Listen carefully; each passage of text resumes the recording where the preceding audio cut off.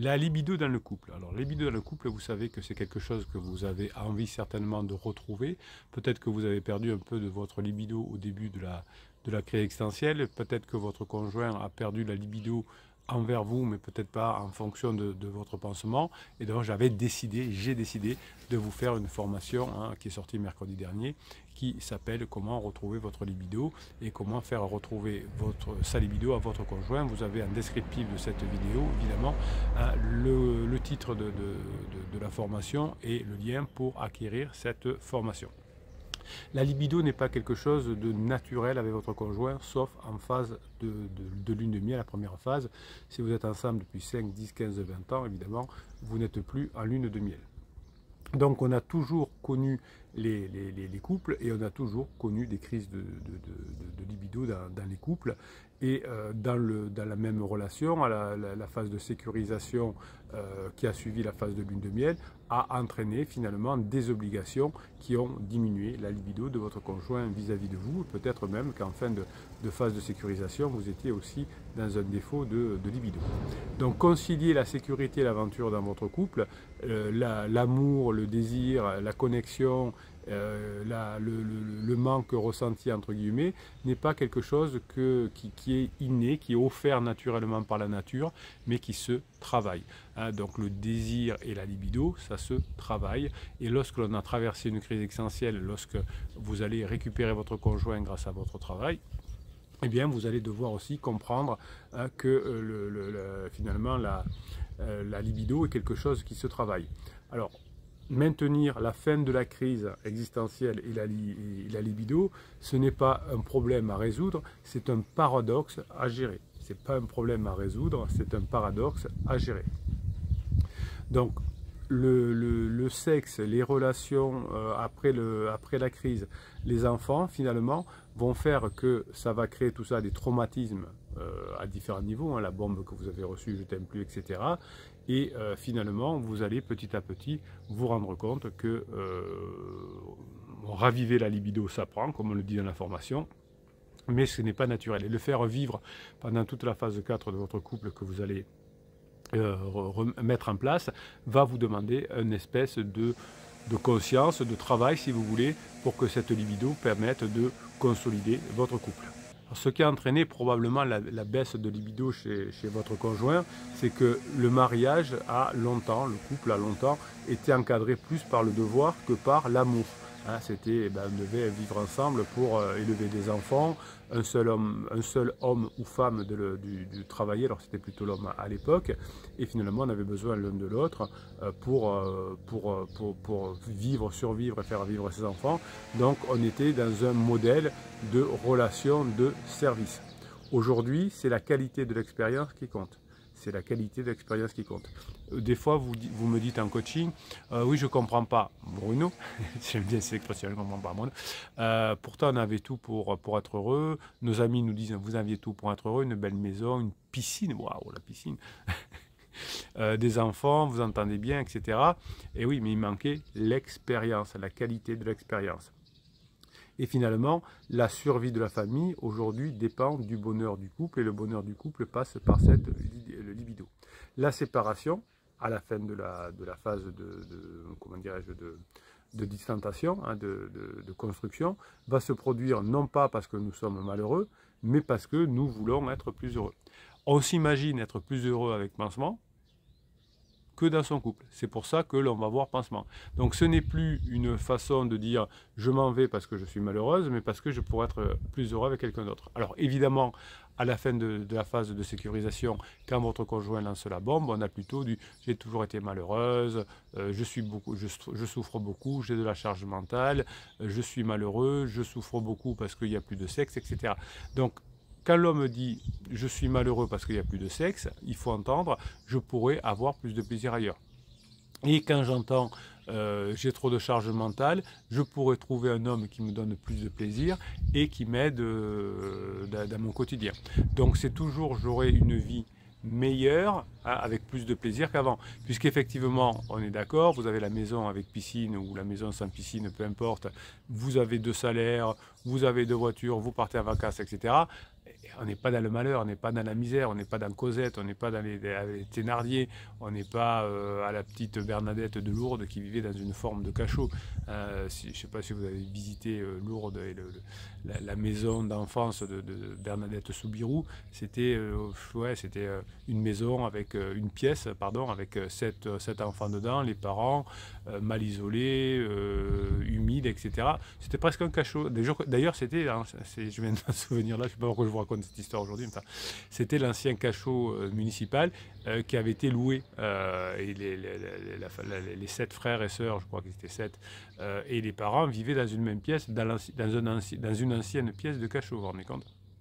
Rendez compte? Bon. Donc aujourd'hui, on n'est pas malheureux, mais on se dit, je serais peut-être mieux ailleurs. Ça veut dire, je traduis, est-ce que l'herbe n'est pas plus verte ailleurs? Évidemment non, hein, mais si vous voulez rebooster la libido de votre conjoint, hein, vous allez sortir de la relation de service. Hein, on se rend des services, c'est toi qui vas chercher les enfants à l'école, c'est moi qui fais les courses, c'est toi qui fais le ménage. Pendant que tu fais le repas, je fais faire les devoirs aux enfants, cette relation de service ne suffit plus et ça fait perdre la libido. Donc vous allez me transformer cette relation de service que vous avez eue pendant des années en une relation d'expérience et vous allez faire vivre à votre conjoint des expériences non plus de moins de malheur, hein, mais de plus de bonheur. Il y a une formation qui s'appelle d'ailleurs la méthode scientifique pour être heureux. Alors évidemment, ça dépend de vous, le bonheur, vous l'avez compris, mais votre conjoint ne le sait peut-être pas. Donc le couple aujourd'hui, hein, va se séparer finalement parce qu'on se dit que si on a plus de relations dans notre vie, eh bien on va avoir plus de chances d'avoir du plaisir. Et évidemment, quand on est en crise existentielle, on ne connaît pas tout ça, on a le préfrontal qui est pas mal branché, et on passe beaucoup de bon temps, entre guillemets, avec pansement, notre pansement au top. Et donc, comme on est en lune de miel, on croit que effectivement c'est mieux avec pansement. Jusqu'à la fin de lune de miel, on s'aperçoit qu'effectivement pansement était tout pourri, que notre conjoint est beaucoup mieux parce qu'il a finalement changé, même si à un moment donné on a dit mais tu changeras jamais. Et puis ah t'as changé mais ça va pas durer longtemps. Et puis votre conjoint va pouvoir revenir avec vous à ce moment-là, sachant qu'on n'est pas heureux plus avec une autre personne. Donc l'idée, c'est pas que vous soyez juste pas malheureux avec votre conjoint, mais qu'à partir de la phase 4, vous compreniez comment vous construire du bonheur. Donc comment dirais-je, les psychologues, les thérapeutes de couple, à un moment donné, j'adore cette expression, pensaient que finalement une relation établie de longue date pouvait s'améliorer avec de la parole, avec il faut tout se dire, il faut communiquer. Non, ça ne suffit pas. Évidemment, ça suffit quand on est en mode relation de survie. Hein. Il faut communiquer, dire ce que l'on a envie. J'ai envie que tu m'aides à faire ça. Je voudrais qu'on aille faire les courses samedi. Enfin, je ne sais pas, mais en tout cas, ça c'est la relation de service. Donc la communication ne suffit pas. Il va falloir qu'on ait des moments, enfin ces moments de plaisir. Et ces moments de plaisir vont passer par la libido. Donc vous allez mettre de côté ces conseils de balle, il faut communiquer, il faut dire ce que l'on a, il faut être authentique, etc. Ça ne marchait que quand le couple était une relation de service. Aujourd'hui, le couple va perdurer si on est dans une notion de bonheur. Donc, quand on travaille, comme je le fais avec des couples depuis 23 ans, je calque chaque fois, en 1999, ouais, 23e année, on va le dire comme ça. C'est pas parce que on s'améliore dans la cuisine, c'est pas parce que, et c'est l'erreur que vous faites souvent, vous allez, comment on appelle ça, prendre en charge plus de choses dans la maison, que vous allez faire plus de relations de service, que vous aurez plus de plaisir et de bonheur. Donc ça ne marche pas. Vous faites l'erreur, quand vous êtes un bébé pirate, de faire beaucoup de choses à la maison. Oui, mais mon conjoint ne le ferait pas sinon. Et donc c'est pas ce que cherche votre conjoint, puisqu'il ne va pas chercher un pansement qui va faire bien le ménage, il va faire un pansement qui lui donne du plaisir, qui fait rire, qui est léger, qui est divertissant certainement, et qui a une libido. Donc ne cherchez pas à améliorer votre relation en augmentant la relation de service, contrairement à ce que dit votre thérapeute. Alors généralement, le thérapeute n'emploie pas cette relation de service, ils n'en sont pas encore là, mais vont vous dire « Ah ben faut aider votre conjoint, faut diminuer sa charge mentale, faut faire des efforts » et puis ça vous amène à l'opposé de ce que vous voulez faire. Donc si vous réparez le sexe, entre guillemets, la relation va se transformer puisque vous allez pouvoir petit à petit créer de l'ocytocine, de la dopamine avec votre conjoint.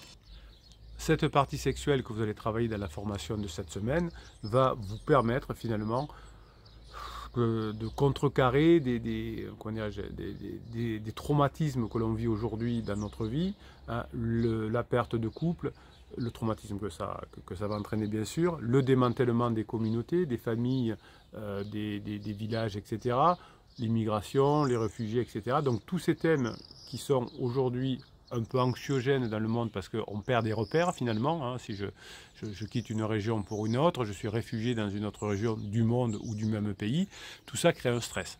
Et le meilleur moyen de diminuer ce stress, à l'époque c'était de se rendre des services, pour qu'on puisse être en mode survie.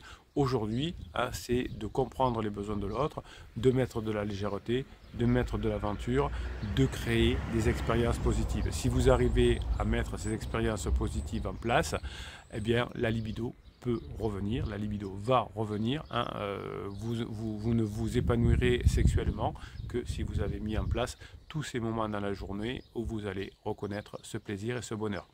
On va aller faire un tour du côté de YouTube. Tiens, aujourd'hui, on va changer un petit peu, voir si vous m'avez mis des messages. Et on va essayer de trouver un message, là, découvrir un message ensemble pour voilà, vous donner une petite expérience, une question, répondre à vos questions. Si vous aimez les histoires de pirates, hein, je commente les histoires de pirates sur le groupe Telegram que vous avez en descriptif de cette vidéo sous le catalogue des 120 formations, 125, je ne sais plus combien il y en a. Sur le canal Telegram, tous les jours, je vous mets des shorts, je vous mets des textes, je vous mets des audios où je réponds à vos commentaires et je sais que vous en avez besoin, hein. Ce que vous apprenez dans les formations, vous avez besoin de les mettre en application et vous avez besoin du soutien de la team. Je vous disais tout à l'heure que aujourd'hui, l'explosion des communautés entraîne de la souffrance et avec la team et la famille des pirates, vous retrouvez une communauté qui vit la même chose que vous, hein, avec les souffrances de la crise de couple et ensemble vous êtes plus forts pour passer cette crise sans trop de souffrance et réussir à la fin à revenir ensemble. Allez, on y va, focus le kiff, c'est tellement vrai. Alors c'était crise de couple, votre super pouvoir, le calme ou... Alors, je ne sais plus ce que c'était le titre. Donc, Focus répond, c'est tellement vrai, ma criseuse cherche grave les petites bêtes et j'ai bien compris ça tardivement, même avec les enfants. Oui, vous avez compris, Focus, qu'effectivement, votre conjoint qui est dans un mal-être, s'il traverse une crise de couple, va effectivement essayer d'expulser le mal-être sur vous. Si vous savez répondre, si vous savez garder votre calme, si vous avez appris dans les formations comment gérer ces moments, eh bien, la crise se passe, c'est pas agréable une crise de vie, c'est pas agréable une crise existentielle, mais à la fin, on se retrouve beaucoup mieux parce que bon, votre conjoint aura un peu progressé en maturité, mais vous surtout, vous saurez comment gérer le couple hein, grâce à tout ce que vous aurez appris dans les formations. Crossfinger, bonjour à tous les pirates et au capitaine, je pense que le calme fait partie de mes atouts. Pour le charme, la question reste posée. Ah oui, c'était la question calme ou charme, les deux sont bien. Mon chien remis la queue en me voyant, on va dire que oui. Donc ça c'est bon, c'est Crossfinger avec son humour. Hein. Oui, effectivement, si vous voulez avoir quelqu'un de tout le temps content, ne vivez pas avec un humain, vivez avec un labrador. Il est toujours content quand vous arrivez, même si vous êtes allé voir un petit chou, ou si vous êtes parti pendant longtemps. Plus vous êtes parti longtemps, plus il est content de vous retrouver. Votre conjoint en crise, si vous partez et dire que tu rentres, t'en compte, moi j'ai dû faire tout seul, les enfants, Ah là là. Aigle Vaillant, j'ai réussi à ne pas vous parler de mes angoisses et de mes ruminations aujourd'hui. Profitez du soleil et de la pluie pour danser. Oui, on peut danser sous la pluie, évidemment. Bonjour les pirates, dit Seb. Seb Sparrow. Et si l'on tombe sur une personne qui n'est pas en crise et qui a traversé le même traumatisme et qui s'est relevée tel un pirate, c'est mon cas. J'ai même cru avoir affaire à une piratesse au début. Le gap entre criseuse de cette personne est forcément énorme. Je me donne du temps pour voir maintenant ce que l'avenir va nous donner, mais je me dis que nous avons toutes les bases de couple et de vie pour réussir. Ce n'est pas évident, surtout lorsqu'on pense aux enfants. Et oui, Seb a raison, Seb Sparrow. Hein. Votre travail permet à votre conjoint de sortir plus rapidement de sa crise existentielle, et ça c'est bon. Moins il y a de stress, hein, moins il y a de chances que la crise dure longtemps. Mais si vous stressez en plus votre conjoint, votre partie là, de fonctionnement va faire que la crise va continuer à être longue. Passez le mardi que vous méritez, mes pirates adorés. Demain, nouvelle formation qui sort. J'ai hâte de la partager avec vous.